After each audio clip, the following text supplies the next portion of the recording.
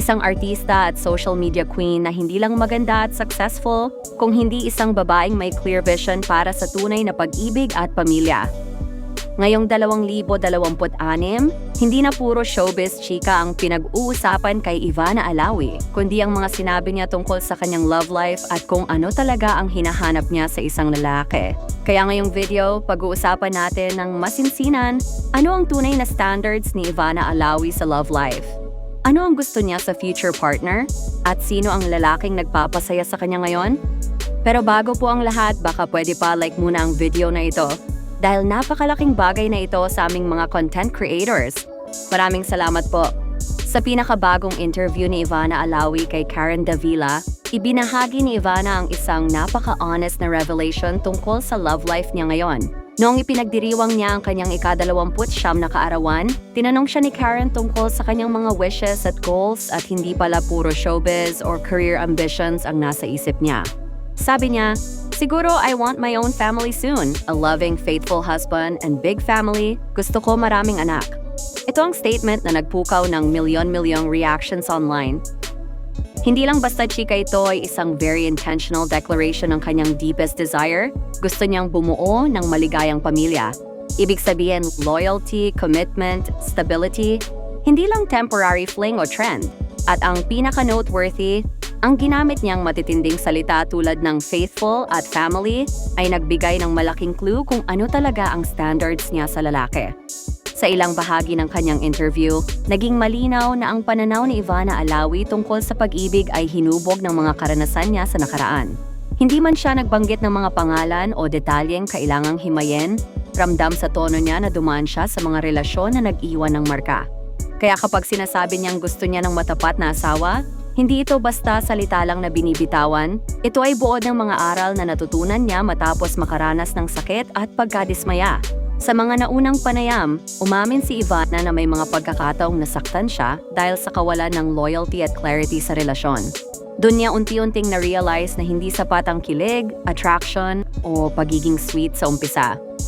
Para sa kanya, mas mahalaga ang consistency, honesty, at seguridad. Mga bagay na hindi agad nakikita pero ramdam sa paglipas ng panahon. Kaya ngayon, malinaw na mas maingat na siya sa pagpili, hindi dahil sarado na ang puso niya, kundi dahil mas alam na niya kung ano ang ayaw at hindi na niya kayang tanggapin. At dito lalong nagiging makabuluhan ang kanyang kwento.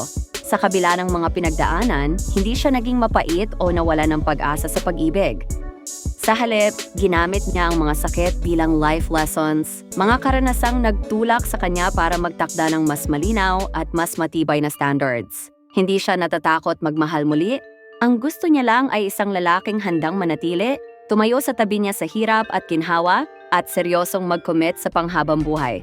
Para kay Ivana, ang tunay na pag-ibig ay hindi minamadali. Ito ay pinipili, pinoprotektahan, at pinaninindigan.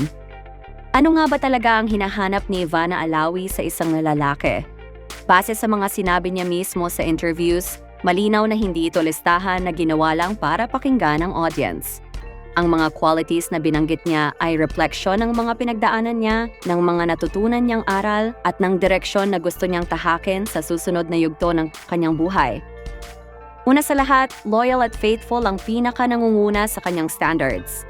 Para kay Ivana, hindi sapat ang simpleng hindi magloloko. Ang loyalty para sa kanya ay yung lalaking marunong rumespeto sa relasyon, sa partner niya, at sa mga pinangako niya. Isang lalaking kayang manindigan kahit walang nakatingin at pipiliin ang commitment araw-araw, hindi lang kapag madali o masaya ang sitwasyon. Dito pa lang, malinaw na hindi siya naghahanap ng pansamantalang kilig, kundi ng lalaking may paninindigan. Pangalawa, hinahanap niya ang isang loving at humble na partner. Hindi yung tipo na magaling lang sa harap ng kamera o marunong magpakitang gila sa publiko, kundi yung taong handang makibahagi sa totoong buhay, sa hirap, sa pagod at sa tahimik na mga araw. Para kay Ivana, mahalaga ang lalaking marunong makinig, marunong umunawa, at hindi kailangang i-prove ang sarili sa iba para lang masabing alpha or successful. Mas mahalaga sa kanya ang pagiging totoo kaysa sa pagiging flashy. At panghuli, napakahalaga sa kanya na ang lalaking makakasama niya ay family-oriented. Paulit-ulit niyang binanggit na pangarap niya ang magkaroon ng sariling pamilya at maraming anak.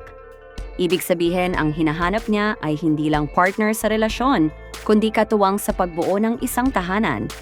Isang lalaking may malasakit sa pamilya, may respeto sa magulang, at may kakayahang mag-isip, hindi lang para sa sarili kundi para sa mas malaking responsibilidad na kaakibat ng pagiging asawa at ama. Ito ang dahilan kung bakit sinasabi ng marami na ang mga sagot ni Ivana ay hindi typical showbiz answers. Wala itong halong pa-impress o pabango sa imahe. Ito ay malinaw na values-driven desire. Isang seryosong desisyon na nakabatay sa kung sino siya ngayon at kung anong klaseng buhay ang gusto niyang buuin sa hinaharap. Para kay Ivana Alawi, ang pag-ibig ay hindi na laro o chismis, isa na itong life choice na pinaghahandaan at pinipiling mabuti. Isa sa pinaka-interesting na bahagi ng mga pahayag ni Ivana Alawi ay ang tahimik niyang pag-amin na may kadate siyang non-showbiz businessman, isang lalaking piniling manatili sa likod ng camera at malayo sa ingay ng showbiz. Hindi siya nagbanggit ng pangalan, hindi rin siya nagbigay ng detalye na pwedeng ikabit sa isang particular na tao. Ngunit malinaw ang mensahe. Mas pinipili na niya ngayon ang privacy kaysa publicity pagdating sa kanyang personal na buhay. Sa mga naging pahayag niya, lumutang ang dahilan kung bakit mas komportable siya sa isang non-showbiz partner. Ayon kay Ivana, mas payapa at mas totoo ang koneksyon kapag wala ang pressure ng public opinion, chismis at expectations ng fans. Hindi kailangang magpaliwanag sa bawat galaw, walang kailangang patunayan sa social media, at mas nagiging natural ang relasyon. Para sa kanya mahalaga ang katahimikan, isang bagay na bihirang makuha ng isang taong matagal nang nasa spotlight. At kung iuugnay ito sa mga standards na binanggit niya, loyalty, humility, at pagiging family-oriented, hindi na rin nakapagtataka kung bakit mas bumagay sa kanya ang ganitong klase ng lalaki. Sa yugtong ito ng buhay ni Ivana, malinaw na hindi na siya naghahanap ng kilig na pang-headline, kundi ng relasyong may direksyon at pangmatagalang layunin. Isang relasyon na maaring hindi nakikita ng publiko, pero mas totoo, mas matibay, at mas nakaayon sa buhay na gusto niyang buuin sa hinaharap.